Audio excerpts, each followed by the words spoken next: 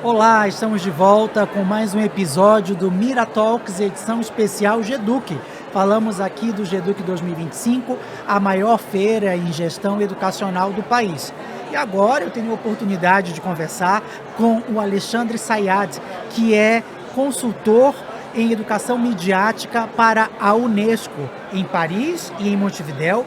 É diretor da Zygas, que é um hub de inovação em educação, cultura e mídias que desenvolve projetos para empresas, governos e setor educacional. Na televisão, o Alexandre apresenta o programa Idade Mídia, no canal Futura. Ele ainda é autor e também participante de mais de 20 livros ligados à educação.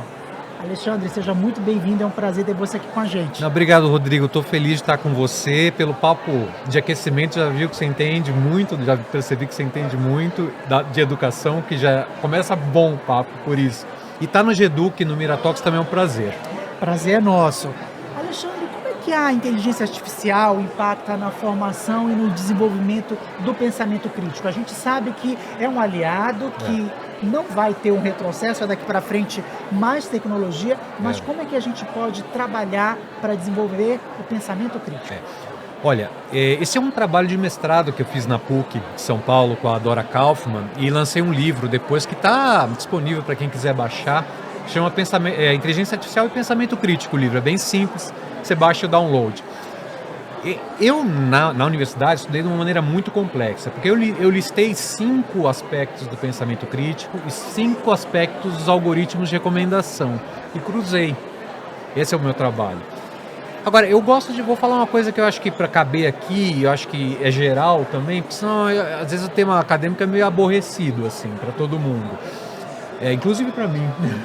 Eu sou da academia, mas eu também acho que temos acadêmicos aborrecidos. É o seguinte, a IA, ela é hoje uma maneira de você de mediação nossa com o mundo, como foi a TV, como foi o rádio, como ainda é a TV e o rádio. Então, ela, como toda tecnologia, não é neutra. Ela embute muito de quem desenvolveu e muitos vieses da história mesmo daquele algoritmo, né? Tem um cara que chama Bruno Latour que fala muito sobre isso. Agora, qual é o que ela exige e o que ela impacta no pensamento crítico? Eu faria um desenho como se fosse a cobra comendo o rabo. Porque ela impacta no próprio pensar criticamente. Por quê? Na origem do pensar criticamente, a primeira coisa é você olhar de maneira mais ampla possível para o assunto, para o tema, para o objeto do pensamento crítico, elevar sua opinião enquanto você pesquisa e acha uma explicação racional, depois baixar sua opinião e dar opinião baseada na crítica daquele assunto. A IA, como a TV, o rádio, esse podcast, ela recorta a realidade. Uma pesquisa de IA não é uma pesquisa em todas as fontes, com o uso de IA, é uma pesquisa restrita, né? O modelo de IA generativo busca num ambiente restrito.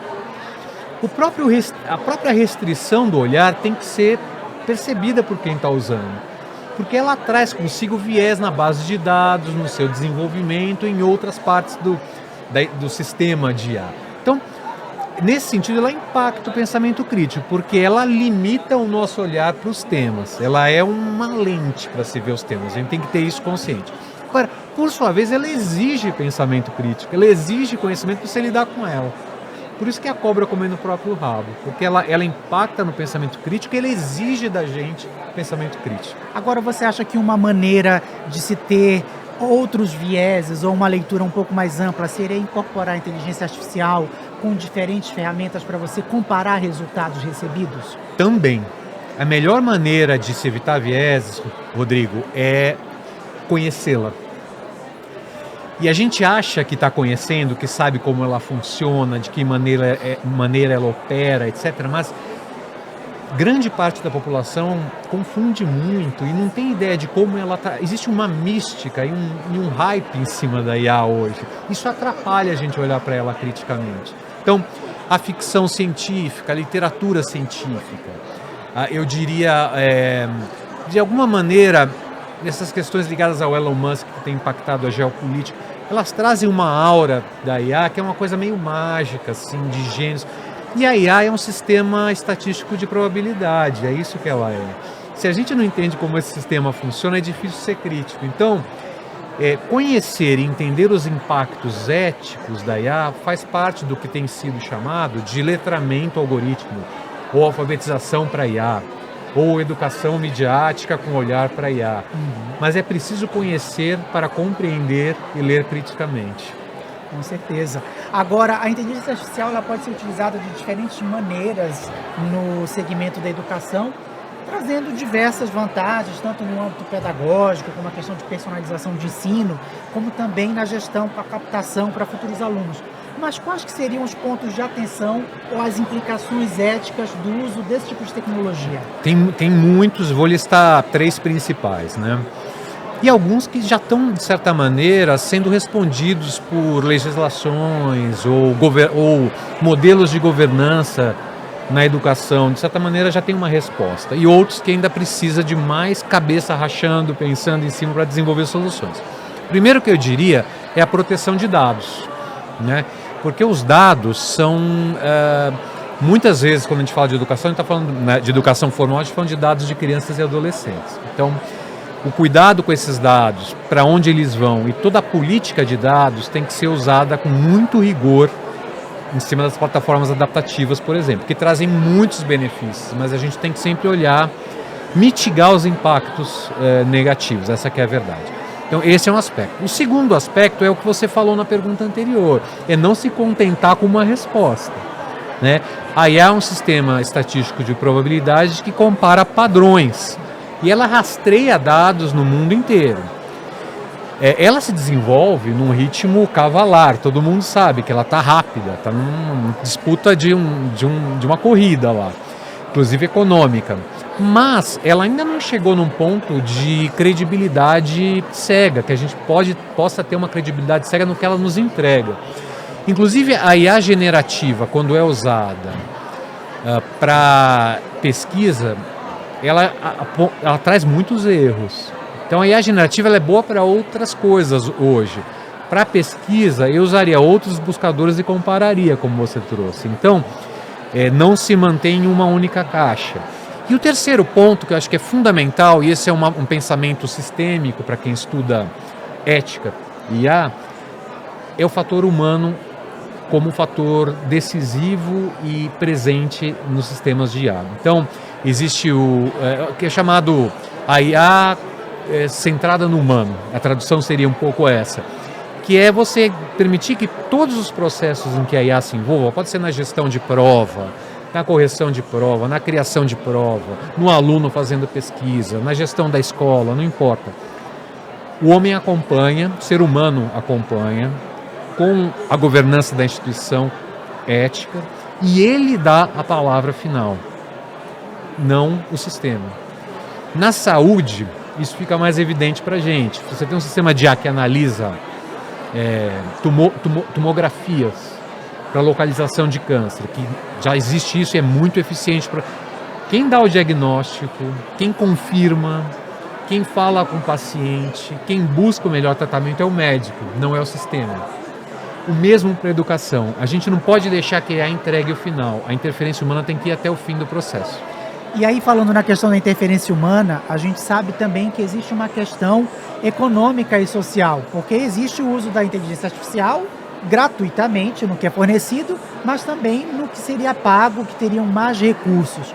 Como é possível equilibrar essa questão econômico-social relacionada a países que não têm tanto acesso à tecnologia, como é o caso do Brasil? É excelente, porque essa questão, Rodrigo, porque a IA acentua a desigualdade hoje. Tá? Os indicadores indicam que apontam que ela acentua a desigualdade neste momento. Não estou dizendo que essa vai ser uma curva que vai sempre acentuar a desigualdade, não é isso. Neste momento, por quê? Primeiro, porque a infraestrutura que ela precisa para acesso, para desenvolvimento da ferramenta e para acesso é muito grande. Você desenvolver um sistema de AI, ter uma base de dados no Brasil, você precisa de muita energia elétrica, de sistema de resfriamento, de centrais de dados, centrais de processamento de dados. Uma conexão de internet de altíssima velocidade. Então, toda essa conta está dentro da conta da IA hoje. Não só o pagar ou não pagar.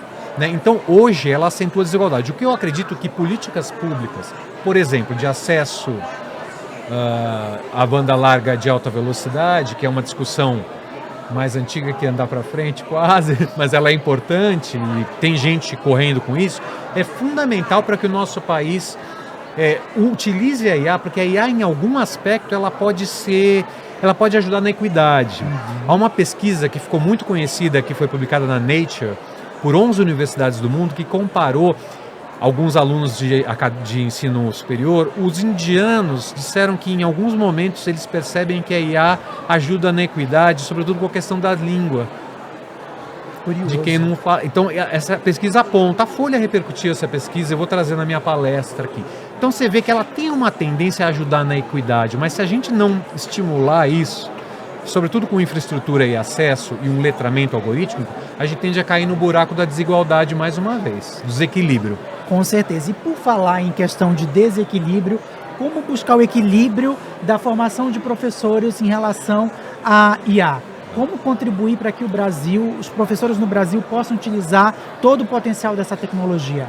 Eu acho que a formação dos professores, o currículo de formação dos professores, seja inicial ou em serviço, continuado, tem que focar nas questões contemporâneas, né? Essa é uma questão, o currículo de formação de professores no Brasil, ele é muito interessante, mas ele olha um pouco para a teoria, né? A BNC Formação e a BNCC, eu acho que tem 1000 questões que a gente pode discutir, mas ainda bem que a gente tem essa normativa, porque elas já abrem caminho, né? Na BNCC, na segunda, falando de estudantes, tanto nos anos finais do ensino fundamental quanto no ensino médio, você tem oportunidades para trabalhar a IA dentro do campo jornalístico midiático, da cultura digital. Então, existem janelas para que isso seja trabalhado. Agora, o professor precisa estar formado. A BNC Formação implica em mais aulas, em uma parte prática maior e não tão teórica. Neurociência, novas tecnologias, questões ambientais, isso tudo tem que ser trazido para a formação do professor. Ninguém tem culpa. 99,5% da população mundial está distante do que é IA. Ninguém tem culpa disso. Isso é culpa de um avanço tecnológico que se acelerou nos últimos 20, 30 anos. Agora, também não é desculpa para a gente não correr atrás disso. Sem dúvida. A gente precisa criar um currículo para correr atrás disso. E aí, qual seria o papel da educação midiática nesse contexto? De que maneira a educação midiática pode contribuir para o Brasil avançar nessa questão da inteligência artificial? A educação midiática é o conjunto de habilidades que a gente desenvolve para ler a mídia. Conhecer as fontes, ter pensamento crítico, saber identificar deepfakes, que são fotos e vídeos alterados com inteligência artificial, entender o propósito das notícias. Isso é educação midiática em linhas bem gerais. Se a gente está num ambiente digital muito mediado pela inteligência artificial, hoje, por exemplo, se você viu esse vídeo é porque a sua inteligência artificial te direcionou para ele. Né? Um exemplo. A IA tem que fazer parte da educação midiática. E a educação midiática é, de certa maneira, um pedaço de uma educação civil, de uma educação cidadã, de uma educação cívica que a gente precisa ter. Porque é pela mídia que a gente lê o mundo. E para a gente ler o mundo de maneira crítica, a gente tem que desenvolver essas habilidades que também estão previstas na BNCC. Então, eu vejo fundamental o papel da educação midiática contendo o letramento algorítmico, abraçando a questão do letramento algorítmico. Para a gente fechar, podemos ser otimistas em relação a uma educação mais desenvolvida do ponto de vista de tecnologias, inclusive a IA no Brasil? Sim, eu acho que todo educador tem que ser otimista, começa por aí, né? Acho que se você é pessimista, a educação não é um lugar para se trabalhar, porque se você tem que olhar para frente, tem que olhar para a melhora, para a equidade, que é uma questão do Brasil. Eu acho que tem bons projetos, inclusive próximos ao governo, que tem capacidade e potencial de transformar as questões de tecnologia em um acelerador da equidade e não um ampliador da desigualdade. Esse vetor, ser um acelerador da equidade da educação no Brasil ou ser um ampliador da desigualdade, é uma questão de construção de políticas 40 milhões de estudantes que a gente tem no Brasil. Então, é um olhar que vem da sociedade como um todo. Tem que vir do governo, porque 97% das escolas brasileiras são públicas. Tem que vir do setor privado, porque as 3% que são privadas têm muito aluno. Tem que vir das empresas de tecnologia. E tem que vir de uma pressão da sociedade também. Eu sou otimista porque eu acho que, historicamente, a tecnologia tem ajudado na equidade, mas a gente precisa vencer as tais barreiras que a gente falou durante esse podcast, entre elas o acesso. Sem dúvida. E qual seria o recado, Alexandre, que você deixa para os gestores de educação brasileiros? Qual a sua mensagem para eles? Olha, a gente fala, Rodrigo, muito sobre um aspecto até um pouco técnico dessa questão da educação midiática e da IA, colocando ela como uma tecnologia que vem impactar tecnologicamente e socialmente, né, o Brasil. Mas eu queria levantar um aspecto que eu acho importante para todo educador. Não nos esquecermos da arte. Porque a arte talvez seja hoje o único espaço onde a gente consiga sair da tal polarização que a internet nos levou, que o algoritmo nos ajuda a nos mantermos lá. A arte tem esse poder de estar acima do sim e do não e de buscar outros caminhos de interpretação do mundo. Então, a gente pode parecer que esse papo é muito técnico, mas no fundo eu estou buscando aqui a volta do papel da arte enquanto fruição mesmo. Também produção é importante, expressão, mas fruição da arte. Então, não vamos nos esquecer dos museus, dos centros culturais, dos centros de pesquisa que estão próximos das escolas. Isso transforma o pensamento crítico muito, de fato. Alexandre, um prazer ter você aqui com a gente. Eu agradeço. Sucesso na sua palestra aqui no GEDUC. Muito obrigado. E eu convido você a continuar assistindo aos episódios da nossa temporada especial GEDUC nas redes sociais da Mira Comunicação e também nos perfis das redes sociais do GEDUC.